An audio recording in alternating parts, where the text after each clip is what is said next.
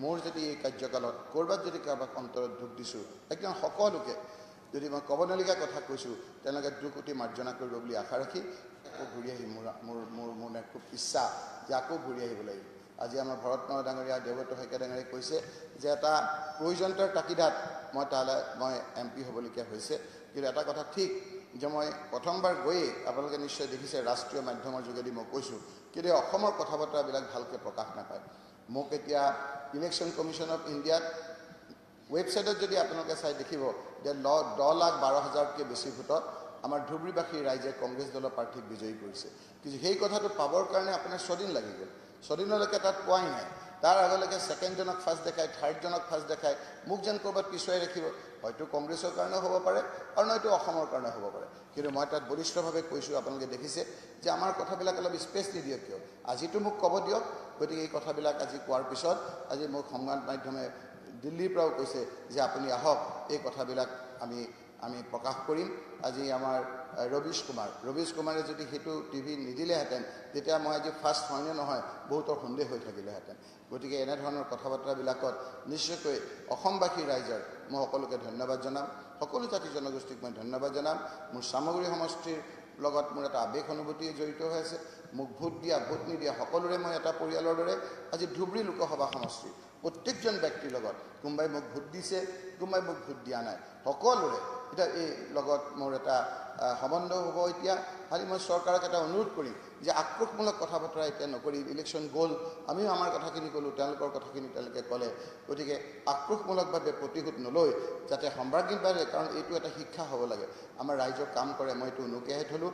আৰু যদি সেইটোকে কৰি থাকে তেতিয়াহ'লে আমিও কিন্তু যিখিনি কথা নকওঁ বুলি ভাবিছোঁ, আমিও সেইখিনি কথা ক'ব লাগিব। এই সুযোগতে মই এই কথাখিনি দোহাৰিছোঁ। আপোনালোকক মই আজি বাহিৰত এই কথাখিনিৰ কিছু ইংগিত দিম। এই সময়ত মোক আপোনালোকে যিসকলে মৰম যাচিছে, যিসকলে মোক আজি এনেদৰে আদৰিছে, সকলোলৈকে মই আপোনালোকক ধন্যবাদ আৰু কৃতজ্ঞতা জ্ঞাপন কৰি, মোৰ যদি এই কাৰ্যকালত ক'ৰবাত যদি কাৰোবাক অন্তৰত দুখ দিছোঁ, একদম সকলোকে যদি মই ক'ব নলগীয়া কথা কৈছোঁ, তেওঁলোকে দুকুটি মাৰ্জনা কৰিব বুলি আশা ৰাখি পুনৰবাৰ প্ৰয়াত সেইসকল শ্ৰদ্ধেয় ব্যক্তিক মই শ্ৰদ্ধাৰে সুঁৱৰি মই মোৰ বক্তব্য, মোৰ সম্বৰ্ধনা, মোক আপোনালোকে মৰম যাচিছে, এইখিনিতে মোৰ ভাষণ শেষ কৰি মই আপোনালোকৰ পৰা পুনৰবাৰ সম্পূৰ্ণ বিদায় লোৱা নাই, আধা বিদায়েৰে মই মোৰ ভাষণ ইমানতে শেষ কৰিছোঁ। ধন্যবাদ। যদিও মোৰ এই MP হৈ কংগ্ৰেছে দিয়া নতুন দায়িত্ব পালন কৰোঁতে আনন্দ হৈছে, কিন্তু আনন্দ বেছি নে বিষাদ বেছি সেই কথাটো এতিয়াও মই নিৰূপণ কৰিব পৰা নাই। কাৰণ 2001 চনত দেৱব্ৰত শইকীয়াই কোৱাৰ দৰে যিদৰে প্ৰত্যাহ্বানৰ সন্মুখীন হৈ মাননীয় সেই সময়ৰ মুখ্যমন্ত্ৰী তৰুণ গগৈ ডাঙৰীয়াই আমাক 1 বছৰ বিধায়ক হোৱাৰ পাছতেই মন্ত্ৰীৰ দায়িত্ব দিছিল। তাৰ পৰৱৰ্তী সময়ত এগেইনষ্ট দ্য ৱেভ 2016-2021 এক প্ৰত্যাহ্বানৰ সন্মুখীন হৈ ভোটৰ বিপৰীতে ৰাইজৰ দ্বাৰা নিৰ্বাচিত হৈছিলোঁ। সেই কথাখিনি মোৰ চকুৰ আগত ভাহি আহিছে। মোৰ মনত পৰিছে আজি হিতেশ্বৰ শইকীয়া ডাঙৰীয়াৰ কথা। মই জিলা NSYৰ সভাপতি আছিলোঁ। কোনোদিন ভবা নাছিলোঁ, সাধাৰণ সম্পাদক আছিলোঁ NSY ৰাজ্যিক। কোনোদিন ভবা নাছিলোঁ যে প্ৰদেশ NSYৰ সভাপতি হ'ম। মই চুটিকৈ ক'ব লাগে, আজি দীঘলীয়াকৈ ক'ব লাগিলে সুবিধা পালোহেঁতেন। মোৰ চকুৰ আগত ভাহি আহিছে। মুখ্যমন্ত্ৰী হৈ থাকি সেই সময়ত হিতেশ্বৰ শইকীয়া ডাঙৰীয়াই দিল্লীলৈ গৈ দিল্লীৰ NSY, হিতেশ্বৰ শইকীয়াৰ নিচিনা এজন মুখ্যমন্ত্ৰী, NSY all India Congress committee, all India NSYৰ সভাপতিক মাতি আনি মোৰ ৰাজনৈতিক জীৱনৰ NSYৰ ৰাজ্যিক সভাপতি দিবৰ কাৰণে তেওঁক খাটনি কৰি ধৰিছিল। আৰু মোক মাতি আনি সেইদিনাই কৈছিল যে তোমাক মই NSYৰ সভাপতি হিচাপে ৰাজ্যিকৰ দায়িত্ব দিব খুজিছোঁ। বিগত দিনত তোমাৰ কাম কাজ মই নিৰীক্ষণ কৰি আছিলোঁ আৰু সেই যাত্ৰাৰ পৰা আজিলৈকে নিৰবিচ্ছিন্নভাৱে মই কংগ্ৰেছ দলৰ সৈনিক হিচাপে আন্তৰিকতাৰে মই কাম কৰি আছোঁ। বহু কথা মনত পৰে। সেই সময়ত আজিৰ দৰে কম্পিউটাৰ নাছিল। এই দেৱব্ৰত শইকীয়াই সেই সময়ত দিল্লীত বহি বিভিন্ন ধৰণৰে কম্পিউটাৰ কৰি আজিৰ মুঠাপোটা বহুত নেতাক আজিৰ পৰ্যায়লৈ অনাৰ ক্ষেত্ৰত যথেষ্ট সহায় কৰিছে। কেতিয়াবা মই এই কথাবিলাক লিখিলে আপোনালোকে নজনা কথা বহুত জানিব পাৰিব। হিতেশ্বৰ শইকীয়া ডাঙৰীয়াৰ আজিৰ এই যদি মই কথাখিনি নকওঁ, আজিৰ দৰে পৰিৱেশ নাছিল। আজি আমি যুঁজি আছোঁ বিৰোধী পক্ষৰ লগত, সেই সময়ত যুঁজিবলগীয়া হৈছিল এক্সট্ৰিমিষ্ট সংগঠনৰ লগত। ঘাট প্ৰতিঘাত অতিক্ৰম কৰি আঙুলিত ধৰি হিতেশ্বৰ শইকীয়া ডাঙৰীয়াই আমাক যিটো মৰম কৰিলে, যিটো আশীৰ্বাদ কৰিলে, মই আজি আপোনালোকক ক'লে মোৰ সাক্ষী এজন আছে কাৰণে মই ক'ব বিচাৰিছোঁ। সেই সময়তে মই মোৰ কাম কাজ দেখি গোটেই অসমত মোক নাজিৰালৈ মাতি লৈ গৈছিল যে তুমি যেনেকৈ গুৱাহাটীত কৰিছা মোৰ তাতো কৰা। পৰৱৰ্তী সময়ত সেই সময়তে মোক MP হ'ব নেকি বুলি সুধিছিল। এজন সাক্ষী আছে এতিয়াও জীৱিত, শহীদুল ইছলাম বুলি ধিঙৰ। কিন্তু মই তেতিয়া মোৰ দেউতাও থকাৰ কাৰণে মই প্ৰত্যাখ্যান কৰিছিলোঁ। সেই সময়ত সেই প্ৰস্তাৱ তৰুণ গগৈ ডাঙৰীয়া কেন্দ্ৰত মন্ত্ৰী আছিল, তেওঁৰ যোগেদি মোক দিছিল। মই আজি এই সময়খিনিত তেখেতক শ্ৰদ্ধাৰে সোঁৱৰিছোঁ আৰু গভীৰ শ্ৰদ্ধাঞ্জলি জ্ঞাপন কৰিছোঁ। পৰৱৰ্তী সময়ত তৰুণ গগৈ ডাঙৰীয়াই আঙুলিত ধৰি বিভিন্ন ক্ষেত্ৰত সহায় কৰি আজিৰ এই অৱস্থালৈ আনিছে। কি কৰিছে কি নকৰিছে আপোনালোকৰ নখ দৰ্পণত আছে।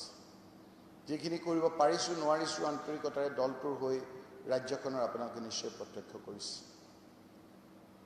এই ঘাট প্ৰতিঘাতৰ মাজত আহি এই অৱস্থাত আজি উপনীত হৈছোঁ। নিশ্চয়কৈ আনন্দ যদিও বিষাদো কম নহয়। 2001 চনৰ পৰা নিৰবিচ্ছিন্নভাৱে মাত্ৰ কেইজনমান বিধায়ক আজি আছে। সেই বিধায়কৰ মাজত মই এজন। মই আপোনালোকক কৈছোঁ, যদিও মোক সুধি আছে, মই দিল্লীলৈ গৈছোঁ হয়, আকৌ কিন্তু ঘূৰি আহিম আপোনালোকক মই ক'লোঁ। এই যিটো আন্তৰিকতা মোৰ প্ৰেছৰ লোকসকলৰ লগত আছে, এই যিটো আন্তৰিকতা মোৰ সতীৰ্থসকলৰ লগত আছে, এই কথা মোৰ জীৱনত অন্তৰ থকা মানুহে কেতিয়াও পাহৰিব নোৱাৰে। ইয়াৰ যিখিনি আপোনাৰ আমাৰ বিধায়িনী, মই মন্ত্ৰী থাকোঁতে আমাৰ ছেক্ৰেটেৰিয়েটৰ লোকখিনি, আজি আমাৰ বিধায়িনী দলৰ প্ৰতিজন কৰ্মী, আমি গৈ তাত বহোঁ, এই লোকসকলেও যথেষ্ট সহায় আমাক কৰিছে। 2001 চনৰ পৰা বহু স্পীকাৰ পাইছোঁ, সকলোৱে আমাৰ ক্ষেত্ৰত এই ক্ষেত্ৰত সহায় কৰিছে। মই আজিৰ অধ্যক্ষ বিশ্বজিৎ দৈমাৰী ডাঙৰীয়াকো মই ধন্যবাদ জনাইছোঁ যে বিভিন্ন সময়ত আমি কথা কোৱাৰ ক্ষেত্ৰত আমাক যথেষ্ট সহায় কৰিছে, সেই ক্ষেত্ৰত মই ধন্যবাদ জনাইছোঁ। বিধায়িনী দলৰ দলপতি দেৱব্ৰত শইকীয়া ডাঙৰীয়াই বিগত প্ৰায় আজিলৈকে 8টা বছৰ নেতৃত্ব দিছে। আমি সকলোৱে একেলগে যুঁজিছোঁ আৰু আমাৰ সীমিত সংখ্যক বিধায়ক বিধায়িকাৰ যোগেদি কি কৰিব পাৰিছোঁ নোৱাৰিছোঁ ৰাইজে দেখিছে। তাৰে ফলশ্ৰুতিত আমি বিভিন্ন ক্ষেত্ৰত আমাক ৰাইজে আঁকোৱালি লৈছে। আজি আপোনালোকে চাইছে, মই চৰকাৰকো মই ধন্যবাদ জনাইছোঁ বিভিন্ন ক্ষেত্ৰত যে আমাক বহু ক্ষেত্ৰত আমাৰ কথাবিলাক তেওঁলোকে ৰাখিছে। আজি আপোনালোকে জানি সুখী হ'ব যে আজি ৰাহুল গান্ধী ডাঙৰীয়া, জিতেন্দ্ৰ সিং ডাঙৰীয়া, প্ৰিয়ংকা গান্ধী ডাঙৰীয়ানী, আমাৰ সভাপতি মাল্লিকাৰ্জুন খাৰ্গে ডাঙৰীয়া, আমাৰ ছোনিয়া গান্ধী ডাঙৰীয়ানীয়ে যেতিয়া গোটেই ভাৰতবৰ্ষত সমীক্ষা চলাইছিল, সেই সমীক্ষাত যেতিয়া ধুবুৰী লোকসভা সমষ্টিত মোৰ নামটো উচ্চাৰিত হৈছিল, সেই সময়ত প্ৰথমে মই অনিশা প্ৰকাশ কৰাটো সত্য। কিন্তু পৰৱৰ্তী সময়ত ৰাহুল গান্ধী ডাঙৰীয়াই কৈছিল যে এটা অপশক্তি নকওঁ, এটা শক্তিক নাশ কৰিবলৈ হ'লে তোমাৰ প্ৰয়োজন আছে, তুমি দলৰ এই ৰিকুৱেষ্টটো মানিব লাগে। মই একে উশাহতে বিনা দ্বিধাই এজন সৈনিক হিচাপে, এজন আপোনাৰ শৃংখলাবদ্ধ সৈনিক হিচাপে মই মানি লৈছিলোঁ। পৰৱৰ্তী সময়ত এই সমীক্ষা আমাৰ সঁচা হ'ল আৰু সেই সঁচা আজি ভাৰতবৰ্ষ আৰু আমাৰ গোটেই পৃথিৱীত ৰেকৰ্ড কৰিছে আমাৰ ভৰতনাথ ডাঙৰীয়াই কোৱাৰ দৰে। মই যিসকলে এই ক্ষেত্ৰত মোক সহায় কৰিছে, ধুবুৰীবাসী ৰাইজক, ধুবুৰী ভোটদাতাসকলক, যিসকলে মোক ভোট দিছে, যিসকলে মোক ভোট দিয়া নাই, সকলো জাতি জনগোষ্ঠীক মই ধন্যবাদ আৰু কৃতজ্ঞতা জ্ঞাপন কৰিছোঁ। মোৰ মৰমৰ চামগুৰি সমষ্টি, মোৰ চামগুৰি সমষ্টিৰ লোকসকলে ঘাট প্ৰতিঘাত অতিক্ৰম কৰি ভোটৰ বিপৰীতে গৈ প্ৰত্যেকবাৰ আপোনালোকে য'ত প্ৰয়াত দেৱকান্ত বৰুৱা নেতৃত্ব লৈছিল, বিষ্ণুপ্ৰসাদ ডাঙৰীয়াই তাৰপৰা বিজয়ী হৈছিল, উষা বৰঠাকুৰৰ দৰে নেত্ৰী তাৰপৰা জিকিছিল, সেই ধৰণৰ এটা ঠাইৰ পৰা মোক নিৰবিচ্ছিন্নভাৱে 5 বাৰ, কেতিয়াবা আপোনাৰ কংগ্ৰেছৰ